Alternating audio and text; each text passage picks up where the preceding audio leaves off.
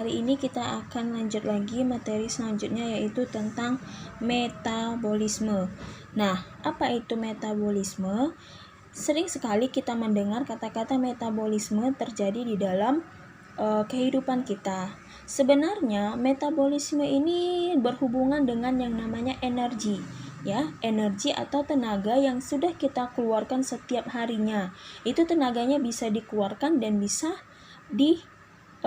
diperlukan dan bisa juga mengeluarkan gitu. Jadi apa sih itu metabolisme?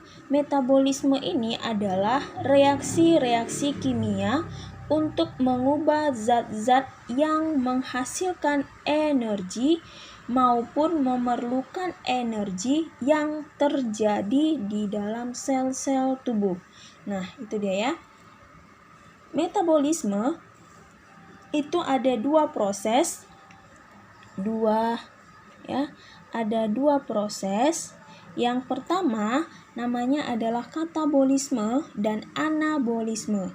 Nah, katabolisme itu adalah perubahan atau pengubahan molekul kompleks itu menjadi sederhana. Sedangkan katabolisme itu adalah pengubahan molekul sederhana menjadi molekul kompleks.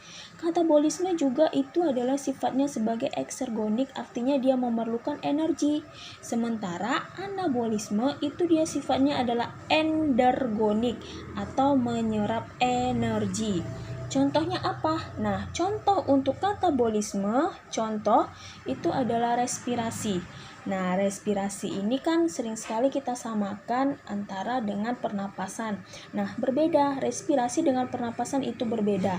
Kalau respirasi, dia itu nantinya akan hasil dari proses pernafasan itu berupa adalah O2, oksigen. Nah, oksigen inilah yang kita gunakan sehari-harinya untuk menghasilkan energi atau ATP. Ya, nah apa saja respirasi? Respirasi itu ada dua macam.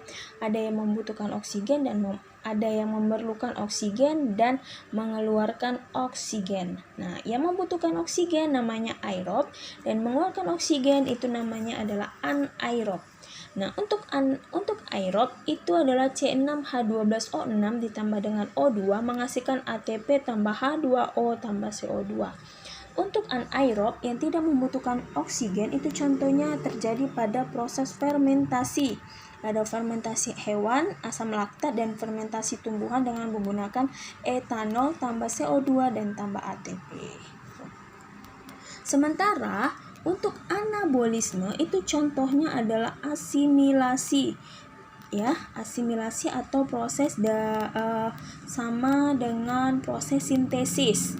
Nah, ada asimilasi nitrogen dan asimilasi karbon. Asimilasi nitrogen itu digunakan pada proses kemosintesis. Sedangkan proses asimilasi karbon itu digunakan pada proses fotosintesis, ya, berbeda. Selanjutnya, kita masuk untuk teori kerja enzim. Teori kerja enzim ini ada dua.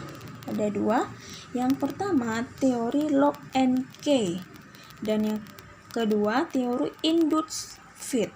Ya, teori induced fit. Nah, kita masuk teori yang pertama itu adalah teori Locke and Key. Nah, teori ini sama diumpamakan teori kunci gembok. Ya, teori kunci gembok. Nih, teori kunci gembok ini pertama kali dikemukakan oleh seorang ilmuwan yang namanya Emil Fischer.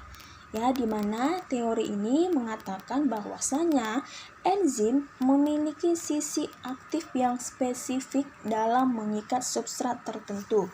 Nah, enzim memiliki sisi aktif. Nah, ini ada enzim. Ini enzimnya adalah sisi aktifnya. Kemudian ada substrat, ya. Nah, yang spesifik itu apa? Spesifik itu adalah enzimnya. Jadi enzim ini ketika digabungkan dengan substrat bertemu, mereka akan membentuk kompleks enzim substrat. Nah, jadi bentuknya yang harus sama itu adalah bentuk dari si enzim. Ya, mereka saling nyatu enzim dengan substratnya. Oke. Selanjutnya masuk kita teori yang kedua, itu adalah teori induced feed atau dikemukakan oleh Daniel Koslan, di mana beliau mengatakan bahwa enzim memiliki sisi aktif yang fleksibel dalam mengikat substrat. Nah, ini dia, kita lihat prosesnya. Ini ingat ya, enzim memiliki sisi aktif yang fleksibel. Nah, berarti dalam artian apapun bentuk dari si enzim ini, dia akan mengikat si substrat. Ya, mau dia bentuknya seperti ini, atau seperti ini boleh. Karena apa? Karena enzimnya memiliki sisi aktif fleksibel. Fleksibel berarti mau apapun dia tetap dia mengikat gitu ya. Kalau ini kan sisi aktif yang spesifik, berarti sisi aktifnya harus begini gitu. Itu dia ya. Kemudian kita masuk proses yang pertama ya. Proses pertama yang terjadi pada metabolisme yaitu katabolisme. Ini dia, katabolisme. Katabolisme itu adalah reaksi kimia yang terjadi pada sel hidup yang bertujuan untuk menghasilkan energi dengan cara menguraikan atau merombak suatu senyawa. Contohnya respirasi. Respirasi itu ada respirasi aerob dan respirasi anaerob. Respirasi contohnya adalah proses pembebasan energi di dalam molekul organik sel hidup. Sementara ya kita masuk lagi katabolisme, itu respirasi aerob. Nah, respirasi aerob itu adalah respirasi yang menggunakan oksigen sebagai penerima hidrogen terakhir. Nah, ada 4 tahap dalam proses respirasi aerob. Yang pertama glikolisis, yang kedua dekarboksilasi oksidatif, yang ketiga siklus Krebs, dan yang keempat transport elektron.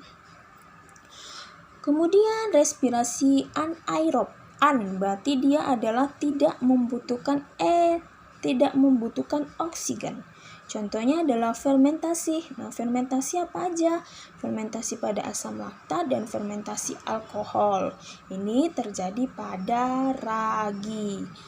Ya, fermentasi asam laktat itu prosesnya adalah prosesnya C6H12O6 itu nanti akan menghasilkan, hasilnya adalah 2CH3CHOH. Nah, menghasilkan 47 kilokalori.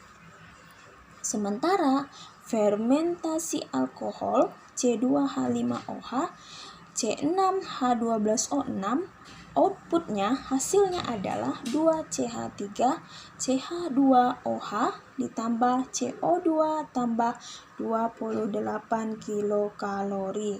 Berarti yang lebih banyak menghasilkan energi adalah fermentasi asam laktat. Nah, itu dia ya. Nanti selanjutnya kita akan bahas 4 tahap, 1, 2, 3, 4. 4 tahap pada proses katabolisme. Oke, sekian dulu ya materi dari Ibu. Semoga kalian mengerti.